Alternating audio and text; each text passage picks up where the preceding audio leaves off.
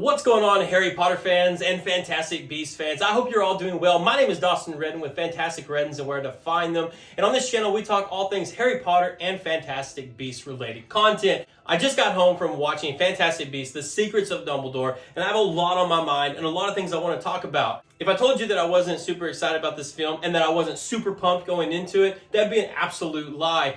But we're not here to talk about how I felt going into the film. We're here to talk about how I felt when I came out. So without further ado, let's jump into my review of Fantastic Beasts, The Secrets of Dumbledore, Accio Intro.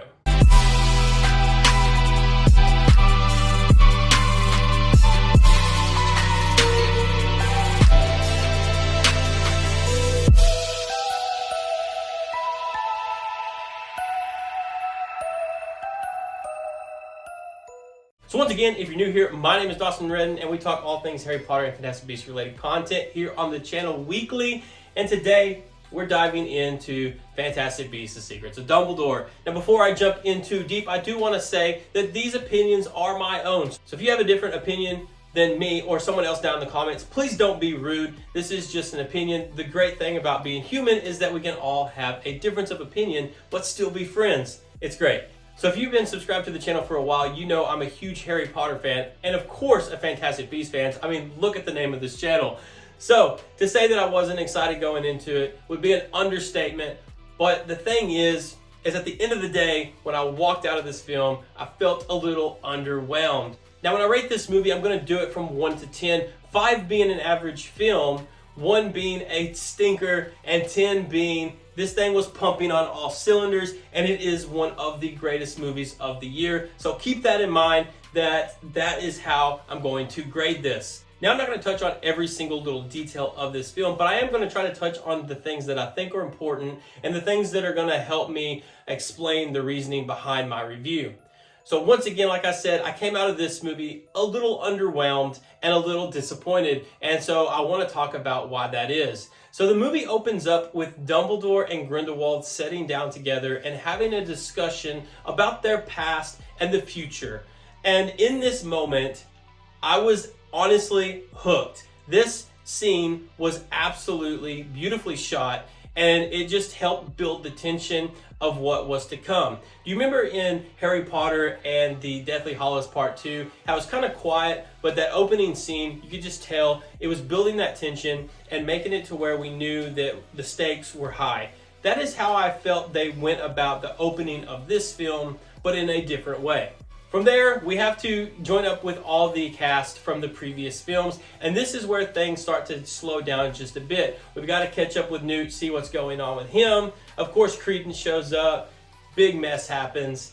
Then we've got to figure out what's going on with Jacob Kowalski. We've got to find out what's going on with Queenie. We've got to find out what's going on with Grindelwald. So we're having to go and touch base with every single one of these characters. And there are a lot of characters in Fantastic Beasts. And if you are not a super fan, it gets very convoluted really quickly. Now, once we've caught up with all the main cast members and we've kind of established who they are and where they are at this point in the story, then we start to bring them all together. So they meet up on a train and they talk about what the plan is and what Dumbledore's plan is. From here, we dive into some really political stuff. Now, this film is solely driven politically throughout the entire film. And I feel that's what bogs this movie down for me personally, is they dove too much into the politics. This movie is a 2.5-hour film, and I feel like if they cut a lot of that stuff out that didn't really feel like it took the story and moved it forward, this film probably could have been an hour and a half, hour and 20 minutes long, and achieve what it wanted to achieve in a less boring way.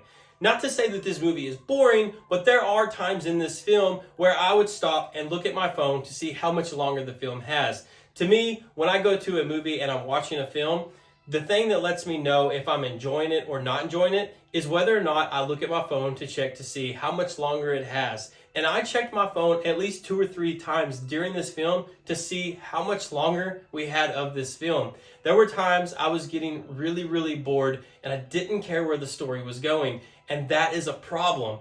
Now, Crimes of Grindelwald got a lot of hate, but I will say that The Crimes of Grindelwald, I felt like was a much better story and kept me more intrigued than this film.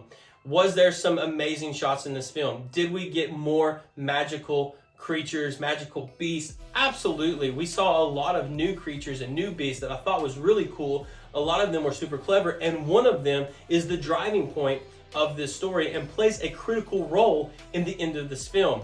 Now, to get into the characters, we are missing Tina for pretty much the entire film. We see her twice at the very end of the film, and it kind of just feels like she was thrown off to the side. Was that a big deal for me? Not really. But then we also had Nagini. Nagini was completely left out of this film and wasn't even talked about or brought up. What happened to Nagini? We don't know. And the thing about it is Warner Brothers has not greenlit a fourth and fifth film, and even said that this could be the last film in the series if this does not do well. If that is so, we're never going to know what happened to Nagini from Crimes of Grindelwald up to the point that she met Voldemort, which is a story that I was actually intrigued to see. And speaking of characters, there's a ton of characters in this franchise, and there's more characters added to this film. It just makes everything super convoluted, and it becomes really messy really quick. If you are not super in-depth with your Harry Potter and Fantastic Beasts lore, and you go in and watch this, you're going to be super confused out of the gate. My wife is not a huge Harry Potter fan, but she has seen both Fantastic Beasts films and enjoyed both of them. This film, there was multiple times she reached over to me and said, I have no idea what's going on. I have no idea who these people are, and I have no idea what is happening. This is a problem for newer fans. You have to be able to find a balance for older fans such as myself who have really dove into the lore, but you also have to find that balance for fans that are more casual and that aren't going to sit there and read every little bit of information or stay up to date on the Pottergram like the rest of us.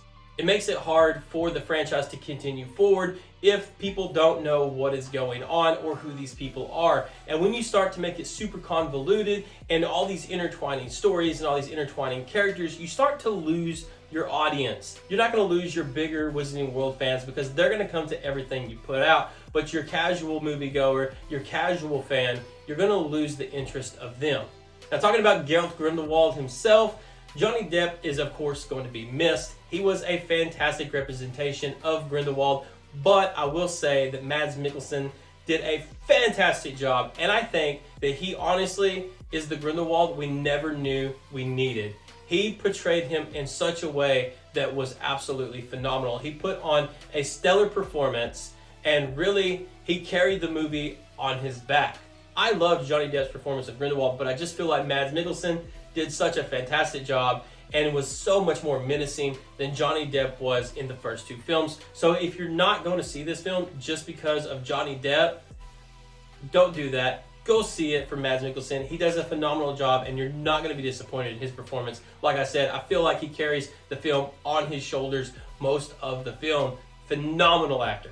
So this review may be a little bit all over the place, but I'm just going to think of things as they come up. And so I want to move on to Credence. Credence was a character that really intrigued me in the first film, and we started to get more of his story in the second film. And then at the end, we found out that he was a Dumbledore. A lot of people did not like this, but there was a lot of theories going around of what Credence or who Credence may be. Now, all the theories that I had heard about and seen on the internet all turned out to be completely wrong, and we actually went way out of left field from what I was thinking, and Credence is actually the son of Aberforth Dumbledore. So I guess that is one of the secrets of Dumbledore. But either way, this just didn't feel right. It didn't feel earned. And honestly, for me, Credence felt like a backseat character in this movie. Y'all remember the new Star Wars movies? In the new ones, Snoke was made to be this super big character in the first film. In the second film, he was pretty much just chopped down, and we were kind of left with what the heck just happened? To me, that's how Credence felt in this film. He was such a big influence in the first film and going into the second film. And then it just felt like in this film, we took him and kind of put him back on a back pedestal, focused more on Dumbledore and Grindelwald and not on what Credence was doing and what Credence had going on. And then when we find out who Credence is, it just kind of felt like a humongous letdown. And now with Warner Brothers talking about possibly removing Ezra Miller from anything Warner Brothers related going forward, if they decide they're going to do a Fantastic Beasts 4 and 5, where is that going to place Credence in the storyline? Are we just going to get a new actor to replace Credence? Are they just going to say that Credence died? What is going to be the way forward with him? I feel like if we get a 4 and a 5, they're pretty much just going to write it off like Credence died in between the events of 3 and 4. So like I said, within this film, we get a lot of new Fantastic Beasts, and that is super fun to watch when that is on screen. Watching Newt and Theseus do their thing and kind of crab walk around, that's super fun, super entertaining, and it throws back to those vibes that you got from Fantastic Beasts and Where to Find Them. But everything else within the middle of the film really feels like there was no point to it. Not till the end of the film did it feel like we were actually moving the story forward. It was a lot of politics throughout the entire film, and it just really made it slow, boring, and once again, just super convoluted. Finally, when we get to the end of this film, we have that kind of big battle that we're supposed to get between Dumbledore and Grindelwald. It's not the battle that we all know, but this battle happens within a matter of a minute, and then it's over. So it makes it feel like everything we watched lead up to this was literally pointless. For me personally, this movie just didn't do it. I feel like if they would have cut out a major portion of the middle of the film where it was dealing with a lot of politics, I feel like we would have had a much better film. We could have used that time to focus a little bit more on Credence, or even driving the story of Dumbledore and Grindelwald forward. To me, it just really felt bogged down. So lastly, I want to talk about the big secret that pretty much surrounded the first 2 films and most of this film, and that is, who is Credence?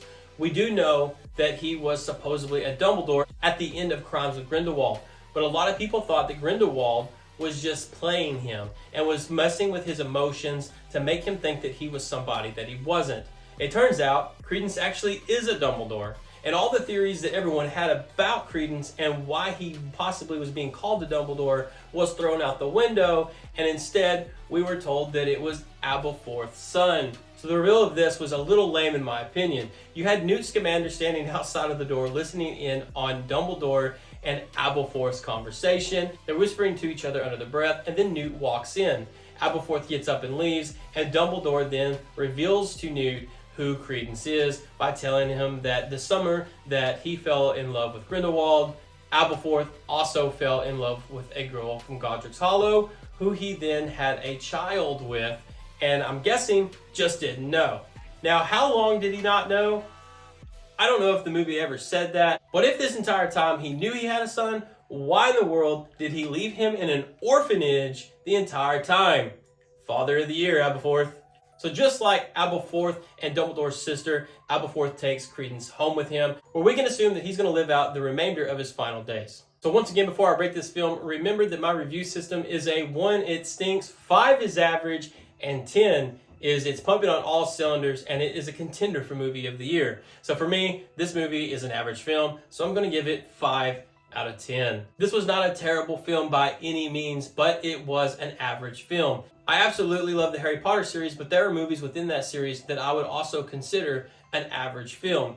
I hope this is a stepping stone for what is to come, and I hope that they do not end on this note. If they end on this note, I feel like that would just be a complete and total disaster for the Fantastic Beasts franchise. We really have to finish this out. Hopefully, if they do 2 more films, they can course correct and fix any of the issues that have been plaguing this series from the beginning. I really want Fantastic Beasts to do well, and I want to see it come to a complete close. In conclusion, if you are a Harry Potter or Fantastic Beasts fan, definitely go out and support Fantastic Beasts: The Secrets of Dumbledore. Give it a shot. Let me know what you think of it down below. Once again, please don't be rude. Everyone can have their own opinion, and we can still all be friends. So, Fantastic Beasts and The Secrets of Dumbledore. Have you seen it, and what do you think of it? Let me know down below. Until next time, guys, I hope you all have a wonderful day. Nux. Doesn't quite understand me. Know what I mean?